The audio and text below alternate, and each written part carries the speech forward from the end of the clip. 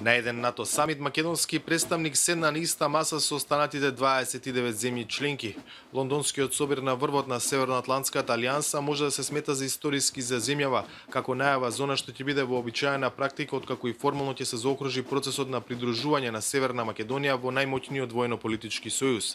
Дека членството е само прашање на време зборува и членот 5 од Лондонската декларација во кој стои: посветени сме на политиката на НАТО на отворена врата која ја зајакнува алијансата и донесе безбедност за милиони европејци.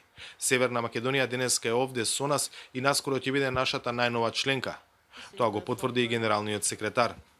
North Macedonia and Prime Minister Zoran Zaev was warmly welcomed. Северна Македонија и премиерот Заев беа поздравени на денешниот состанок и сите очекуваме земјата како 30-та членка на НАТО.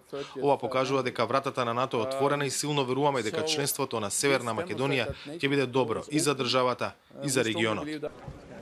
Заев, која предводи делегацијата во Лондон, се сретнал и со шпанскиот премиер Санчез, чија земја поради вонредните избори остана последна за да го ратификува пристапниот протокол.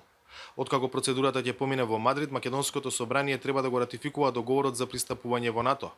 ВМРО ДПМН денеска доставило вакво барање до спикерот, за кое тој, повикувајќи се на уставот, вели дека треба да се прати до владата. Во тој контекст, испоред деловникот, надлежноста на поднесување предлог закон за ратификација на меѓународен акт е во надлежност на владата и никој друг не може тоа да го покрене.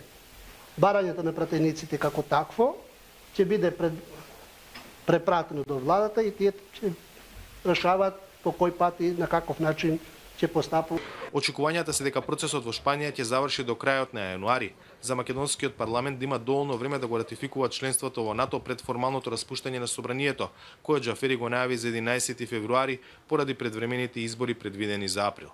За Гласот на Америка од Скопје, Владимир Мирчевски.